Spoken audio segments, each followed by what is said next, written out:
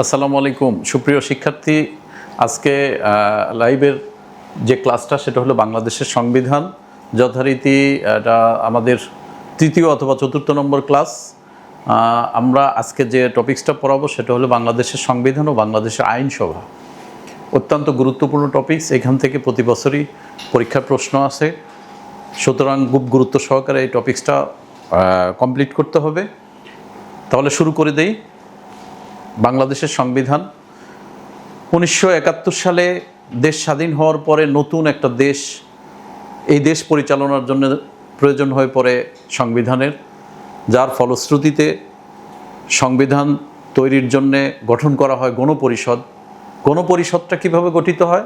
গণপরিষদ গঠন করা হয় 1970 সালের জাতীয় পরিষদ এবং প্রাদেশিক পরিষদের নির্বাচনে নির্বাচিত 469 জন সদস্যের মধ্যে থেকে 403 জনকে নিয়ে গঠন করা হয় গণপরিষদ। গণপরিষদটা আসলে সংবিধান প্রণয়ন, সংবিধান সংশোধন, সংবিধান পরিমার্জন, সংবিধান সংস্কার, এই বিভিন্ন কাজে গণপরিষদের প্রয়োজন হয়।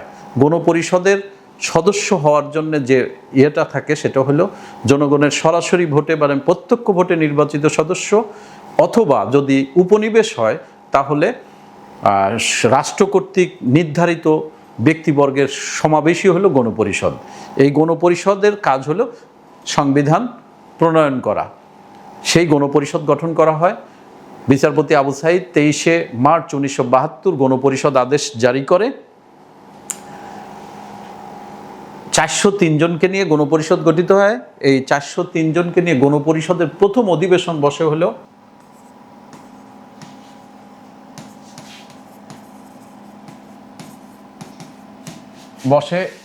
10 এপ্রিল 1972 সালে। 10 এপ্রিল 1972। এই গণপরিষদের প্রথম অধিবেশনে সভাপতিত্ব করে আব্দুর রশিদ তর্কবাগীশ। গণপরিষদের অধিবেশনে প্রথমে যে অধিবেশনটা বসে ওই অধিবেশনে সভাপতিত্ব করে আব্দুর রশিদ তর্কবাগীশ। গণপরিষদের স্পিকার নির্বাচিত হন শাহ আব্দুল হামিদ এবং ডেপুটি স্পিকার নির্বাচিত হন মোহাম্মদুল্লাহ। তাহলে আমরা 3-4টা প্রশ্ন পাইলাম এখানে। গণপরিষদের প্রথম অধিবেশন বসে 10 এপ্রিল 1972। গণপরিষদের প্রথম অধিবেশনে সভাপতিত্ব করে আব্দুর রশিদ তর্কবাগীশ। গণপরিষদের স্পিকার নির্বাচিত হয় শাহ আব্দুল হামিদ এবং ডেপুটি স্পিকার নির্বাচিত হয় মোহাম্মদুল্লাহ। নোটেড, এটা খুব গুরুত্বপূর্ণ। আমরা এই টোটাল বিষয়টা এইখানে পেয়ে যাব। একটু খেয়াল করো, দেখো 1970 সালের জাতীয় প্রাদেশিক পরিষদের নির্বাচনে নির্বাচিত জনপ্রতিনিধির সংখ্যা ছিল 469। এর মধ্যে 403 জনকে নিয়ে গঠিত হয় গণপরিষদ। 10 এপ্রিল 1972 গণপরিষদের প্রথম অধিবেশন বসে। প্রথম অধিবেশনে সভাপতিত্ব করেন আব্দুর রশিদ তর্কবাগীশ। গণপরিষদের প্রথম স্পিকার নির্বাচিত হন শাহ আব্দুল হামিদ এবং ডেপুটি স্পিকার নির্বাচিত হন মোহাম্মদুল্লাহ। আশা করি এটুকু ক্লিয়ার। এরপরে আমরা গণপরিষদের অধিবেশন বসার পরে গঠন করা হয় সংবিধান প্রণয়ন কমিটি। গণপরিষদের অধিবেশন বসার পরে গঠন করা হয় সংবিধান প্রণয়ন কমিটি। এই সংবিধান প্রণয়ন কমিটি গঠিত হয় হলো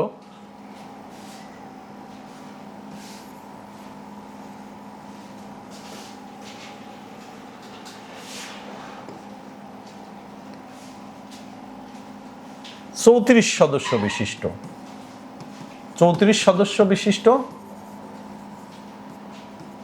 সংবিধান প্রণয়ন কমিটি গঠন করা হয়। সংবিধান প্রণয়ন কমিটি গঠন করা হয় 34 সদস্য বিশিষ্ট। এই সংবিধান প্রণয়ন কমিটির সভাপতি নির্বাচিত হন ডক্টর কামাল হোসেন। তাহলে সংবিধান প্রণয়ন কমিটির সভাপতি হন ডক্টর কামাল হোসেন। সংবিধান প্রণয়ন কমিটির বিরোধী দলীয় সদস্য হন সুরঞ্জিত সেনগুপ্ত। একমাত্র মহিলা সদস্য নির্বাচিত হন বেগম রাজিয়া বানু। সংবিধান বাংলায় অনুবাদ করে ডক্টর আনিসুজ্জামান এবং আব্দুর রৌফ এই সংবিধান হাতে লেখার দায়িত্ব পায়। তাহলে আমরা আবারও এইটুকু বলি, 34 সদস্য বিশিষ্ট সংবিধান প্রণয়ন কমিটি গঠিত হয়। এই সংবিধান প্রণয়ন কমিটির সভাপতি নির্বাচিত হন ডক্টর কামাল হোসেন। উনি তৎকালীন সময় আইনমন্ত্রী ছিলেন। এরপরে সংবিধান প্রণয়ন কমিটিতে একমাত্র বিরোধী দলীয় সদস্য হিসাবে নিযুক্ত হন সুরঞ্জিত সেনগুপ্ত। একমাত্র মহিলা সদস্য হিসাবে সংবিধান প্রণয়ন কমিটির এই 34 সদস্যের মধ্যে একজন মহিলা ছিল, নাম বেগম রাজিয়া বানু। সর্বশেষ সংবিধান বাংলায় অনুবাদ করে হলো ডক্টর আনিসুজ্জামান, এবং সংবিধান হাতে লেখার দায়িত্ব পায় আব্দুর রৌফ নামের একজন। এই হলো আমাদের সংবিধান প্রণয়ন কমিটি। আমরা চাইলে এখানে একটু দেখতে পারি, কিন্তু এটা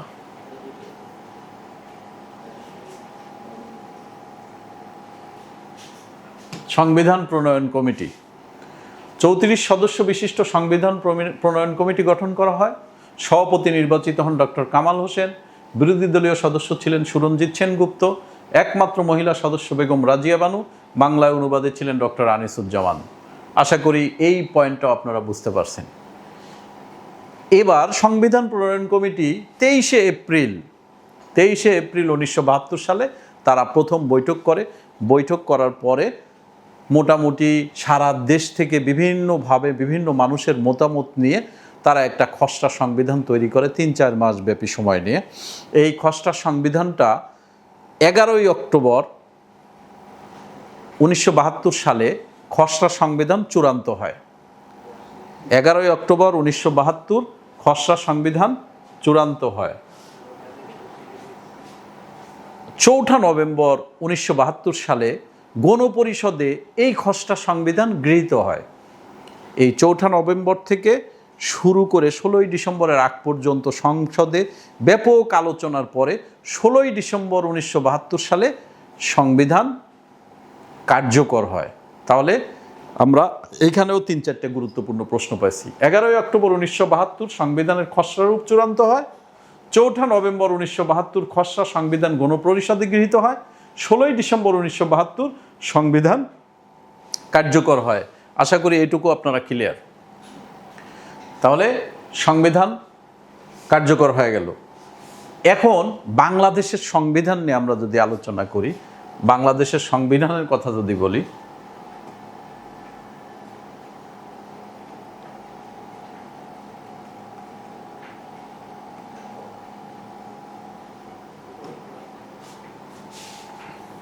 বাংলাদেশের সংবিধান, আমি প্রথমে গণপরিষদ গঠন হলো সংবিধান প্রণয়নের জন্য, এরপরে সংবিধান প্রণয়ন কমিটি গঠন হলো।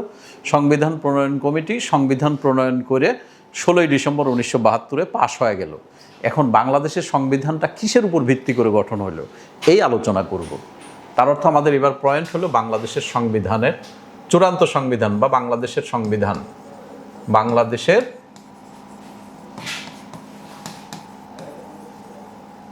সংবিধান একটু খেয়াল করেন, বাংলাদেশের সংবিধান হলো লিখিত।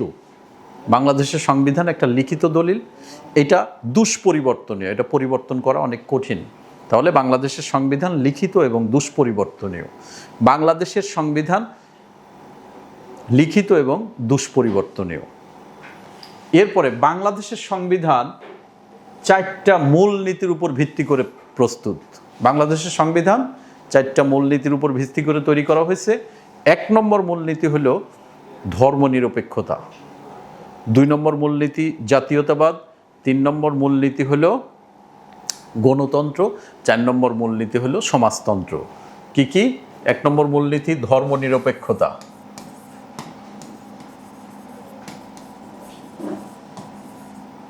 ধর্মনিরপেক্ষতা,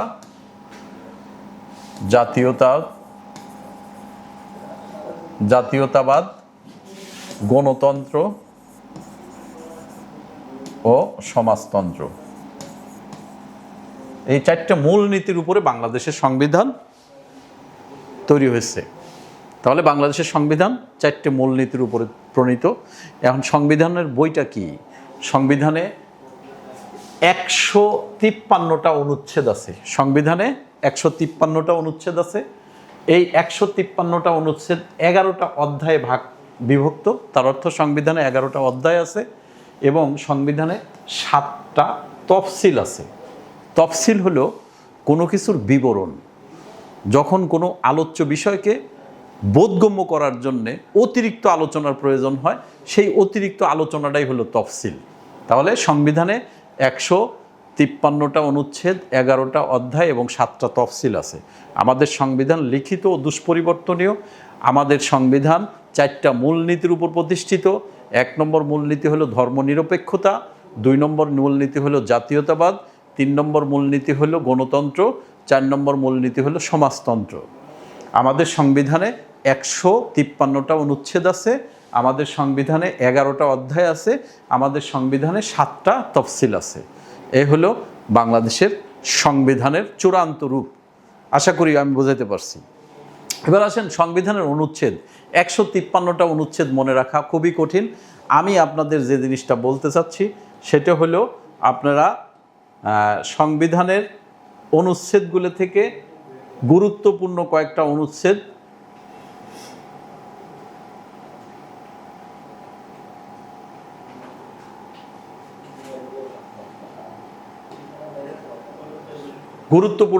অনুচ্ছেদ আপনারা খুব মনোযোগ সহকারে পড়ে রাখবেন এবং মাথায় রাখবেন। অনুচ্ছেদ থেকে প্রশ্ন আসে, সবচেয়ে বেশি প্রশ্নটা হয় অনুচ্ছেদ থেকে। এই জন্যে আমি মোটামুটি 14-15টা অনুচ্ছেদ আপনাদেরকে মুখস্থ মনে রাখার জন্যে এইখানে লিখে দিছি। এর সাথে আরও 2-3টে যোগ করার প্রয়োজন হতে পারে, কারণ আমি অন্যান্য পরীক্ষায় দেখছি যে এই অনুচ্ছেদের বাইরেও আরও 2-4টে প্রশ্ন আসছে। আমরা বিগত দিনে সামনের দিনে এইটা নিয়ে আলোচনা করব বা পরীক্ষার প্রশ্নে এগুলো দিয়ে দিব, সেইখানে তার ব্যাখ্যা থাকবে আশা করি। এখন দেখেন অনুচ্ছেদ 1, গণপ্রজাতন্ত্রী বাংলাদেশ। সংবিধানের অনুচ্ছেদ 1 হলো গণপ্রজাতন্ত্রী বাংলাদেশ। অনুচ্ছেদ 2 ক রাষ্ট্রধর্ম ইসলাম। অনুচ্ছেদ 3 রাষ্ট্রভাষা বাংলা। অনুচ্ছেদ 17 শিক্ষার অধিকার। অনুচ্ছেদ 19-1 সমান সুযোগ।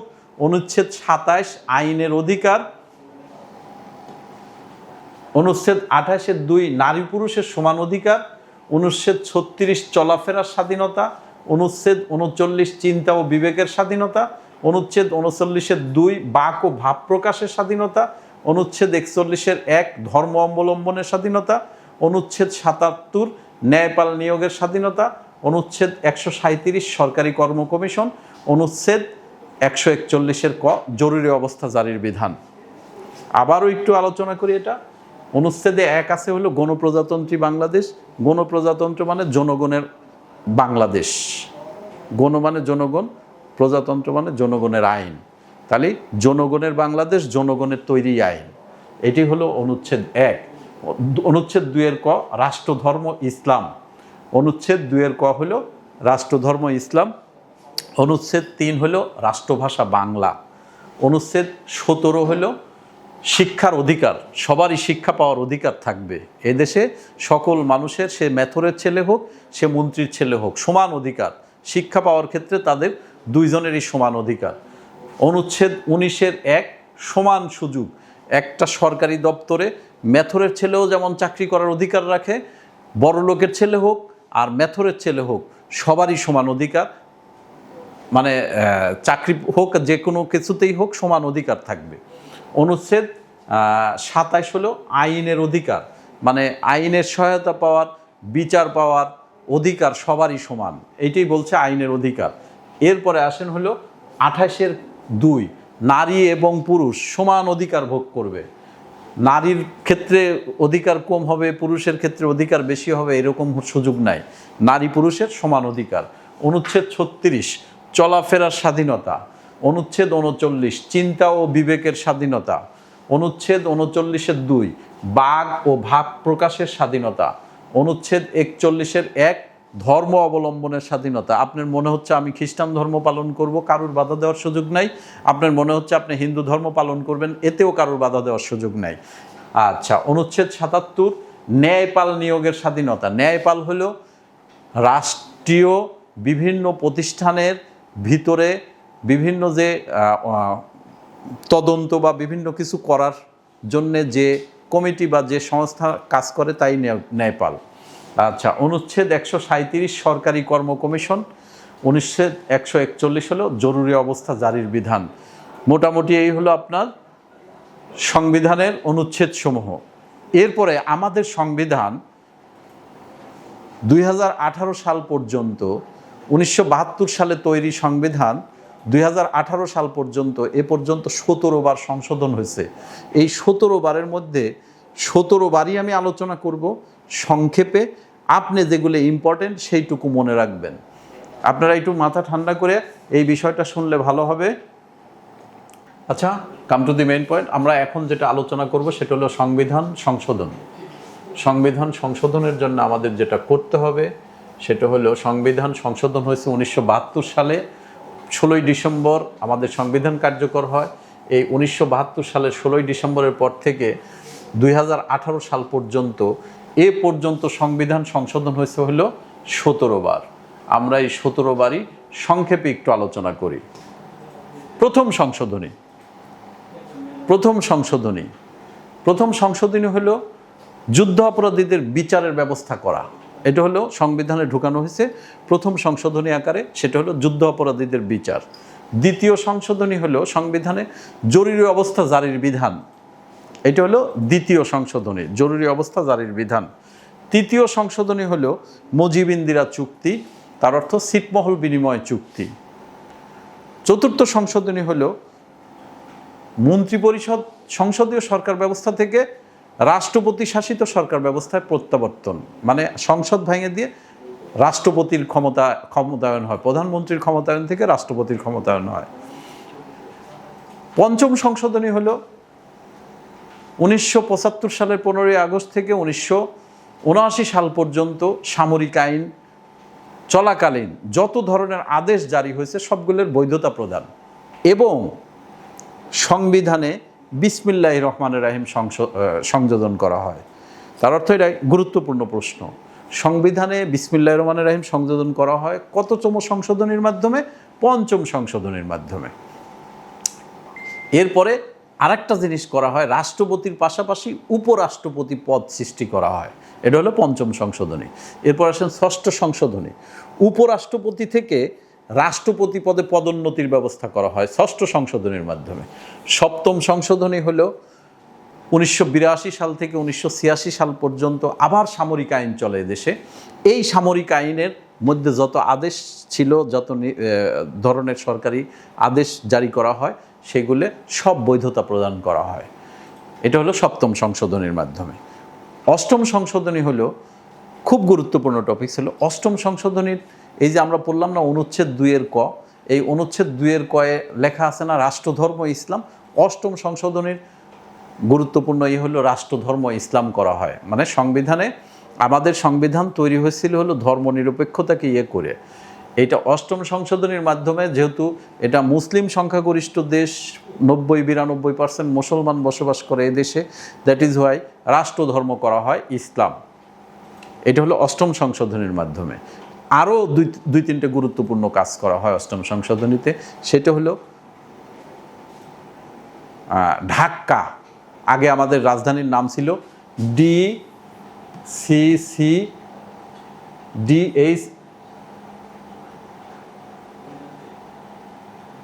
Dhaka, DHAKA, Dhaka right now. আগে ছিল DACCA, ঢাকা। বুঝাইতে পারছি? এই শব্দটা চেঞ্জ করে এই শব্দটা করা হয়। DHAKA ঢাকা, আগে ছিল DACCA ঢাকা। ঢাকা থেকে ঢাকা করা হয়। শুক্রবার পূর্ণ দিবস ছুটি ঘোষণা করা হয়। এবং অষ্টম সংশোধনীতে আরেকটা কাজ করা হয়, হাইকোর্টের 6টা বেঞ্চ গঠন করা হয়, সেটা ঢাকার বাইরে।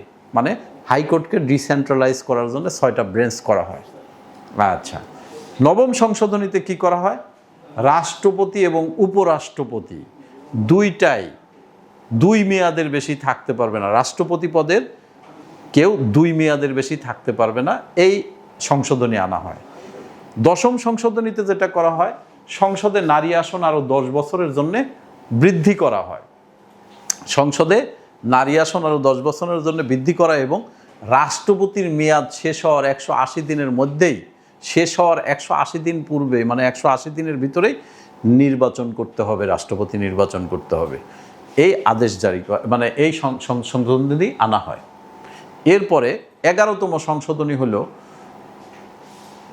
সংশোধনী হলো বিচারপতি শাহাবুদ্দিন আহমেদ স্বপদে ফিরে যাওয়া। তার অর্থ এরশাদ সরকারের পতন হওয়ার পরে প্রধান বিচারপতি ছিলেন শাহাবুদ্দিন আহমেদ, তাকে রাষ্ট্রপতি করা হয়। রাষ্ট্রপতি হিসাবে সে 3 মাস পরে আবার যেন প্রধান বিচারপতি পদে ফিরে যাইতে পারে সেই সংশোধনী আনা হয়। তার অর্থ প্রধান বিচারপতির স্বপদে ফিরে যাওয়ার বিধান সংবিধানে সংযোজন করা হয়।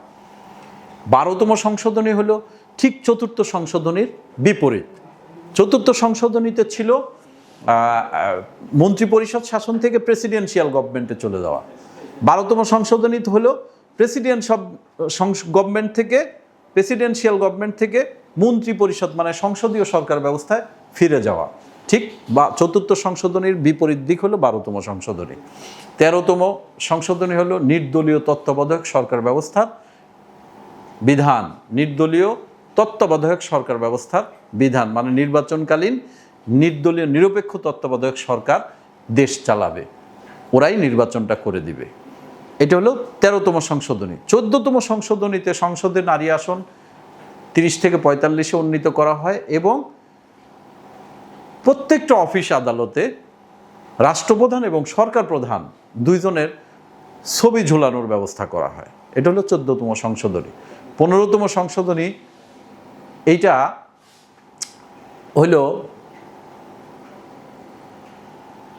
মানে অনেক বড় একটা সংশোধনী হয়েছে। সেটা হলো 72-এর সংবিধানে আবার ফিরে গেছে। সেটা কিভাবে? 5ম সংশোধনী এবং 7ম সংশোধনীকে অবৈধ ঘোষণা করা হয় 15তম সংশোধনীর মাধ্যমে। তারপরে নির্দলীয় নিরপেক্ষ তত্ত্বাবধায়ক সরকার ব্যবস্থা বাতিল করা হয় 5ম সংশোধনীর মাধ্যমে। মানে মোদ্দা কথা 72-এর সংবিধানে ফিরে যায়, নির্দলীয় নিরপেক্ষ তত্ত্বাবধায়ক সরকার ব্যবস্থা বাতিল করে দেয়। এটাই গুরুত্বপূর্ণ। 16তম সংশোধনী হলো বিচারপতিদের অপসারণের ক্ষমতা সংসদের হাতে তুলে দেওয়া হয় এই সংশোধনীর মাধ্যমে। মানে সংসদ সদস্যরা বিচারপতিকে অপসারণের ক্ষমতা পায়। 17তম সংশোধনী হলো সংসদে নারী আসন 50-এ উন্নীত করা হয় এবং 25 বছর পর্যন্ত আরও বৃদ্ধি করা হয়। এই 17টা সংশোধনী আমরা পাইছি। আশা করি আপনারা বুঝতে পারছেন। সংবিধানের সংশোধনীতে যাই। সংবিধান সংশোধন একটু খেয়াল করেন, দেখেন প্রথম সংশোধনী তারিখ সহ দেওয়া আছে। সংবিধান সংশোধন মোট 4 বার। যুদ্ধ অপরাধীদের বিচার নিশ্চিতকরণ, আপনি শুধু এই বিষয়টুকু মাথায় রাখলেই হবে। প্রথম সংশোধনী কি? যুদ্ধ অপরাধীদের বিচার নিশ্চিতকরণ। এরপরে দ্বিতীয় সংশোধনী কি? জরুরি অবস্থা জারির বিধান, এইটুকু মাথায় রাখবেন। তৃতীয় সংশোধনী কি? বেরুবাড়িকে ভারতের নিকট হস্তান্তর, তার অর্থ ছিটমহল বিনিময় চুক্তি বা মুজিব ইন্দিরা চুক্তি। এটা ছিটমহল বিনিময় চুক্তি। চতুর্থ সংশোধনী হলো সংসদীয় সরকার ব্যবস্থার পরিবর্তে রাষ্ট্রপতি শাসিত সরকার ব্যবস্থার প্রবর্তন। পঞ্চম সংশোধনী কি? পঞ্চম সংশোধনী হলো 15 আগস্ট 75 থেকে রাষ্ট্রীয় সকল কর্মকাণ্ডের বৈধতা দেওয়া হয় এই সংশোধনীর মাধ্যমে। মানে এই 4 বছরে যা আদেশ জারি হয়েছে তার বৈধতা দেওয়া হয়। উপরাষ্ট্রপতির পদ থেকে রাষ্ট্রপতি পদে যাওয়ার বৈধতা প্রদান করা হয় 6ষ্ঠ সংশোধনীর মাধ্যমে। সপ্তম সংশোধনী এই যে 82 থেকে 86 পর্যন্ত সকল কর্মকাণ্ডকে সামরিক আইনের মাধ্যমে বৈধতা দেওয়া হয়। অষ্টম সংশোধনী রাষ্ট্রধর্ম ইসলাম, এই জিনিসটা আসলে পঞ্চম সংশোধনীতে হবে, এইটা ভুলে এখানে আসছে। এটা পঞ্চম সংশোধনীর বিষয়, আপনারা একটু মাথায় রাখেন। আর এই যে ঢাকা থেকে ঢাকা শুক্রবার অর্ধ দিবস ছুটি, এটা পূর্ণ দিবস কিনা এটা নিয়ে একটু কনফিউশন আছে, আমরা পরে আলোচনা করবো ইনশাল্লাহ। নবম সংশোধনী রাষ্ট্রপতির মেয়াদকাল 2 বার, রাষ্ট্রপতি উপরাষ্ট্রপতি নির্বাচন একসাথে হবে, এইটা হলো নবম সংশোধনী। দশম সংশোধনী হলো নারী আসন 10 বছর বাড়ানো এবং নারী আসন 15 থেকে 30-এ উন্নীত করা হয়। রাষ্ট্রপতির মেয়াদকাল শেষ হওয়ার 180 দিন পূর্বে রাষ্ট্রপতি নির্বাচন করতে হবে, এটা সংশোধনীর মাধ্যমে সংবিধানে ইনক্লুড হয়। আচ্ছা, রাষ্ট্রপতি অস্থায়ী রাষ্ট্রপতি বিচারপতি শাহাবুদ্দিন আহমেদকে স্বপদে ফিরে যাওয়ার বৈধতা প্রদান করে। তার অর্থ উনি বিচারপতি ছিল, রাষ্ট্রপতি হয়েছিল, রাষ্ট্রপতি থেকে আবার বিচারপতি পদে ফিরে যাবে, এইটার বৈধতা দেয় হলো 11তম সংশোধনীর মাধ্যমে। আবার দেখেন 12তম সংশোধনী, সংসদীয় সরকার ব্যবস্থার প্রবর্তন। 4র্থ সংশোধনীর বিপরীত সংশোধনী, 17 বছর পর পুনরায় সংসদীয় ব্যবস্থায় ফিরে যাওয়া। 74-এর পরে 91, একটু খেয়াল করেন। এবার 13তম সংশোধনী, এইটা পরীক্ষায় প্রচুর পরিমাণ আসছে। তত্ত্বাবধায়ক সরকার ব্যবস্থা প্রবর্তন, নির্বাচনকালীন সরকার। 14তম সংসদের নারী আসন 45টি পুনরায় 10 বছরের জন্য সংরক্ষিত করা। রাষ্ট্রপ্রধান, সরকার প্রধানের প্রতিকৃতি সংরক্ষণ সকল সরকারি স্বায়ত্তশাসিত প্রতিষ্ঠানে। 15তম সংশোধনী, এই যে তত্ত্বাবধায়ক সরকার ব্যবস্থা বিলুপ্ত করে। আচ্ছা, 16তম সংশোধনী হলো বিচারপতি অভিশংসনের ক্ষমতা সংসদের হাতে নিয়ে আসা। এরপরে 17তম সংশোধনী, 50টি নারী আসন 25 বছরের জন্য আরও সংরক্ষণ করা। এই হলো আপনার সংবিধানের সংশোধনী। আমরা সংবিধানের সংশোধনী এইটুক পর্যন্তই, সংবিধান নিয়ে আসলে আলোচনা এইটুক পর্যন্তই ছিল। এবার আমাদের সেকেন্ড টপিকস যেটা, সেটা হলো বাংলাদেশের, একটু খেয়াল করেন, আমরা সেকেন্ড টপিক্সে চলে যাই। সেটা হলো বাংলাদেশের আইনসভা। একটু মাথা ঠান্ডা করে শোনেন, আমি অল্প 2-3 মিনিটে এটা আপনাদের ক্লিয়ার করতে পারবো। 1 নম্বর হলো আইনসভা, হলো বাংলাদেশের আইনসভার নাম হলো জাতীয় সংসদ। বাংলাদেশের আইনসভার নাম হলো জাতীয় সংসদ। তার অর্থ আমরা এখন জাতীয় সংসদ নিয়েই আলোচনা করব। আইনসভা, বাংলাদেশের আইনসভা হলো জাতীয় সংসদ। এই আইনসভা হলো 1 কক্ষ বিশিষ্ট। আইনসভা 1 কক্ষ বিশিষ্ট। এই আইনসভা বাংলাদেশের পুরা বাংলাদেশকে 300টা ভাগে ভাগ করে জনগণের সরাসরি ভোটে এই 300 ভাগের 300 জন আইনসভার সদস্য নির্বাচিত হয়। জনগণের প্রত্যক্ষ ভোটে 300 জন আইনসভার সদস্য নির্বাচিত হয় এবং 50 জন সংরক্ষিত নারী আসনে এই সদস্যদের মাধ্যমে নির্বাচিত হয়। তার অর্থ সংসদে আইন প্রণয়নের জন্য প্রত্যক্ষ ভোটে নির্বাচিত হলো 300 এবং সংরক্ষিত নারী আসন 50। এই 350টা আইনসভায় সদস্য। আইনসভার সদস্য হওয়ার ন্যূনতম বয়স হলো 25 বছর। 25 বছরের নিচে হলে আইনসভার সদস্য হওয়া যাবে না। তার অর্থ সংসদ সদস্য বা আইনসভার সদস্য হওয়ার ন্যূনতম বয়স 25 বছর এবং প্রধানমন্ত্রী হওয়ার বয়স ন্যূনতম 25 বছর। আমি মনে হয় ক্লিয়ার করতে পারছি। এবার আসেন জাতীয় সংসদ ভবন। আমাদের যে জাতীয় সংসদ ভবনটা আছে, এটা নিয়ে একটু কথা বলি। জাতীয় সংসদ ভবন হলো ঢাকার শেরে বাংলা নগরে অবস্থিত, যেখানে বসে আইন তৈরি হয়। আইনসভার যে বৈঠকগুলো হয় সেটা জাতীয় সংসদ ভবনেই হয়। এই ভবনটা 9 তলা বিশিষ্ট, 215 একর জায়গার উপর প্রতিষ্ঠিত, অত্যন্ত দৃষ্টিনন্দন এটা স্থাপনা। এই স্থাপনার স্থপতি হলো Louis I Kahn. Louis I Kahn হলো আমেরিকান নাগরিক। বাংলাদেশ থেকে তাকে সহযোগিতা করছে সহযোগী স্থপতি হিসাবে মাজহারুল ইসলাম। লুই আই কান আর মাজহারুল ইসলাম মিলায় আমাদের জাতীয় সংসদ ভবনের এই দৃষ্টিনন্দন ভবনটা প্রতিষ্ঠা করছে, মানে স্থাপনে সহযোগিতা করছে আর কি। তাদের ডিজাইনের উপরে এই বিল্ডিংটা তৈরি আর কি। এবার আসেন জাতীয় সংসদ ভবনের ভিত্তিপ্রস্তর স্থাপন হয় 1961। 28শে জানুয়ারি এই সংসদ ভবন উদ্বোধন করা হয়। তাহলে জাতীয় সংসদ ভবন সম্বন্ধে মনে হয় বিস্তারিত বুঝতে পারছেন আপনারা। আরেকটা টপিকস নিয়ে আলোচনা করি, সেটা হলো জাতীয় সংসদ সদস্য। জাতীয় সংসদের 1 নম্বর আসন হলো পঞ্চগড়ে। জাতীয় সংসদের 300 নম্বর আসন হলো বান্দরবনে। সংসদের সবচেয়ে বেশি আসন হলো ঢাকা জেলায়। ঢাকা উত্তর সিটি কর্পোরেশন 7টা আসন, ঢাকা দক্ষিণ সিটি কর্পোরেশনে 8টা আসন, ঢাকা জেলায় সব মিলায় 18টা আসন। এরপরে আসেন জাতীয় সংসদ কিভাবে পরিচালিত হয়। জাতীয় সংসদের অধিবেশন আহ্বান করে হলো রাষ্ট্রপতি। জাতীয় সংসদ পরিচালনা করে স্পিকার। জাতীয় সংসদের কাস্টিং ভোট বলে একটা জিনিস আছে, সেটা হলো স্পিকার এই ভোটটা দিয়ে, ধরেন 2 দিকে ভোট সমান হয়েছে, স্পিকার একটা ভোট দিলে ওই ভোটটাকে কাস্টিং ভোট বলে। তার অর্থ স্পিকারের ভোট বা সভাপতির ভোট হলো কাস্টিং ভোট। এরপরে আসেন সরকারি বিল। মন্ত্রীরা যদি কোনো বিল নিয়ে আসে সংসদে, সেই বিলকে বলে সরকারি বিল। আর যদি সংসদ সদস্যরা কোনো বিল নিয়ে আসে, তাহলে সেই বিল হলো বেসরকারি বিল। আমি মনে হয় বোঝাইতে পারছি। আরেকটা বিষয় আছে, সেটা হলো ফ্লোর ক্রসিং।